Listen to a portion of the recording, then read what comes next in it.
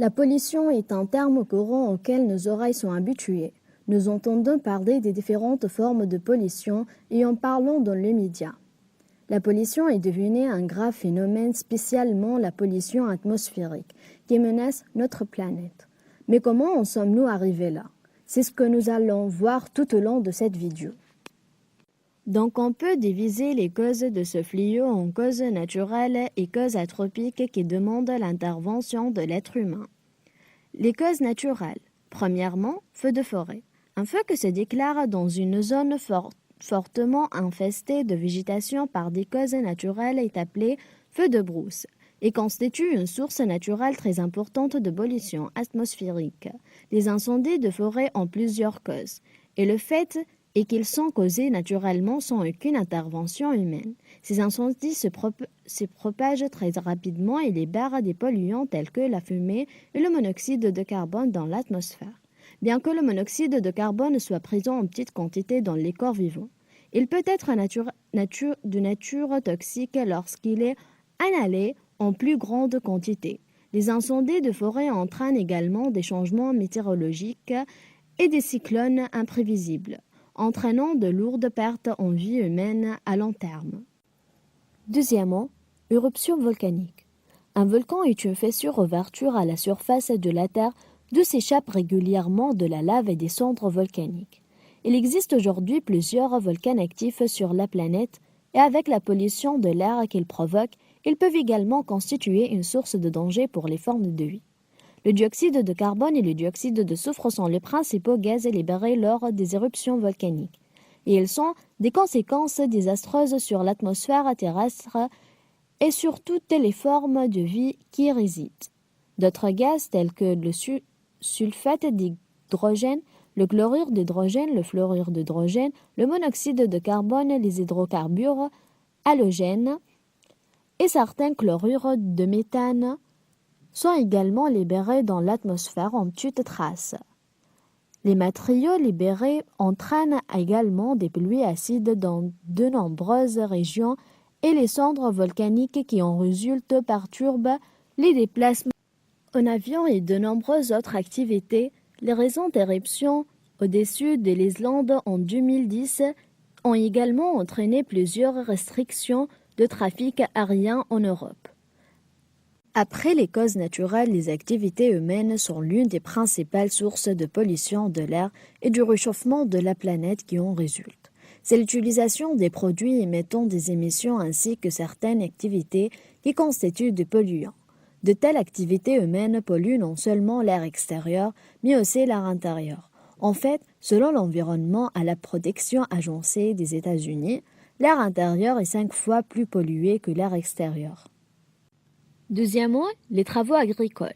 Pour augmenter le rendement des cultures, les agriculteurs utilisent des engrais à base d'ammoniac, un polluant atmosphérique nocif. En dehors de cela, les agriculteurs utilisent également de nombreux insecticides toxiques dans les champs pour assurer la sécurité de leur culture. Ces insecticides émettent de nombreux produits chimiques indésirables dans l'atmosphère, entraînant une pollution de l'air. Finalement, notre portée quotidienne. Les déchets de tous les jours sortis des maisons sont déversés dans des décharges qui produisent du méthane, un gaz hautement inflammable.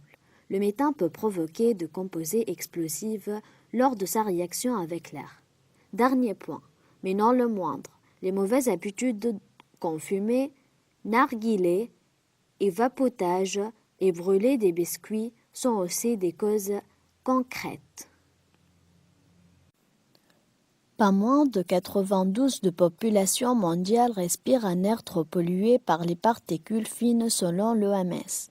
Dans certains endroits, les taux atteignent des fois les valeurs maximales recommandées et causent des milliers de morts chaque année. Voici les grandes villes où il ne fait pas bon vivre. D'après le relevé de microparticules d'une taille inférieure à 2,5 micromètres, le classement est le suivant. Premièrement, Gurugram en Inde, 138,8 microgrammes mètre cube.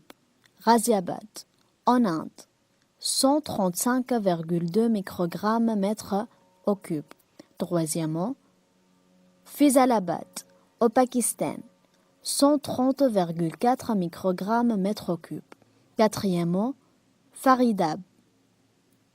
En Inde, 129,1 microgrammes mètre cube. Cinquièmement, Bihiwadi. En Inde, 125,4 microgrammes au cube. Noida en Inde, 123,6 microgrammes mètre cube.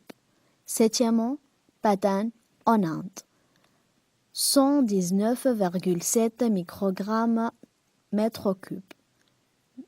Huitièmement, Otan en Chine, 116 microgrammes mètre cube. Neuvièmement, Lucknow en Inde, 115,7 microgrammes mètre au cube. Dixièmement, Lahore au Pakistan, 114,9 microgrammes mètre cube. Comme tous les autres types de pollution, la pollution atmosphérique réagit négativement sur notre planète. La pollution touche tout le monde et tous les secteurs, les animaux, les villes et même les cultures.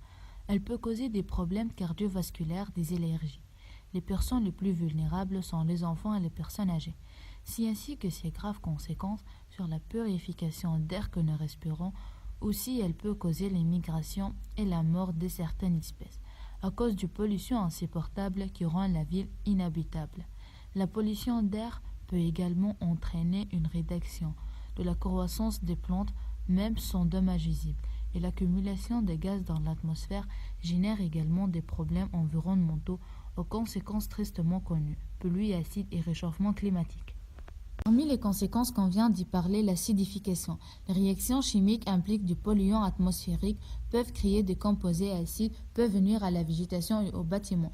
Parfois, lorsqu'un polluant atmosphérique tel que l'acide sulfitrique se combine aux gouttelettes d'eau qui composent le nuage, celles-ci deviennent acides et forment des pluies acides.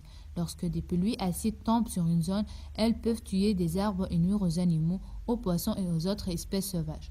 Les pluies acides détruisent les feuilles des plantes. Lorsque les pluies acides s'infiltrent dans les sols, elles modifient la chimie du sol, les rend ainsi impropres à de nombreux êtres vivants dépendants du sol comme habitat ou comme source de nutrition. Les pluies acides modifient également la chimie des lacs et des cours d'eau dans lesquels l'eau de pluie se déverse, ce qui nuit aux poissons et à la vie aquatique. Nous contribuons toutes aux émissions atmosphériques de polluants. L'État, les collectivités et les industriels ne sont pas les seuls qui doivent agir afin de réduire les émissions de polluants. Chacun d'entre nous devra consentir quelques efforts afin de protéger notre environnement, notre santé et par conséquent notre futur. Le monde a ainsi développé un système de purification d'air intégré aux fenêtres. Totalement invisible, ce purificateur fait office de système de ventilation et laisse passer l'air en le débarrassant de 99 des particules néfastes. La fenêtre, même fermée, débarrasse ainsi l'air aspiré à l'extérieur et à l'intérieur de ces substances toxiques. Renouveler l'air de la maison est nécessaire pour s'oxygéner, éliminer les odeurs, diminuer l'humidité et la concentration des polluants. Renouveler l'air de la maison est nécessaire pour s'oxygéner, éliminer les odeurs, diminuer l'humidité et la concentration des polluants. Le tabagisme est la première source de pollution. Alors, ne fumez pas dans la maison en présence d'enfants ou de femmes enceintes. Vérifiez les appareils à combustion de la maison. La flamme doit être bleue et courte. Une mauvaise combustion peut entraîner une intoxication au monoxyde de carbone. Vérifiez les appareils à combustion de la maison. La flamme doit être bleue et courte. Une mauvaise combustion peut entraîner une intoxication au monoxyde de carbone. Pour purifier l'air dans votre maison, trop bien isolée avec ses doubles ou triples fenêtres, mettez des plantes vertes, surtout celles qui sont connues par être filtrantes, comme la phalangère, le lierre ou les palmiers. Prenez l'habitude de prendre les transports en commun le plus souvent possible, en vous servant de votre voiture quand vous n'avez pas d'autre choix. Mieux encore que les transports en commun, servez-vous de votre propre énergie pour vous mouvoir. Vous pourriez aller à pied, mais le vélo peut être le moyen de locomotion le plus rapide, où la circulation est souvent perturbée. Les antioxydants comme les vitamines C et E protègent votre corps et vos poumons des effets néfastes de la pollution atmosphérique. Alors, mangez des fruits et des légumes frais. Une voiture mal réglée pollue jusqu'à 50 fois plus qu'une voiture bien réglée. En faisant réviser votre véhicule, Vous faites des économies et vous limitez les émissions polluantes.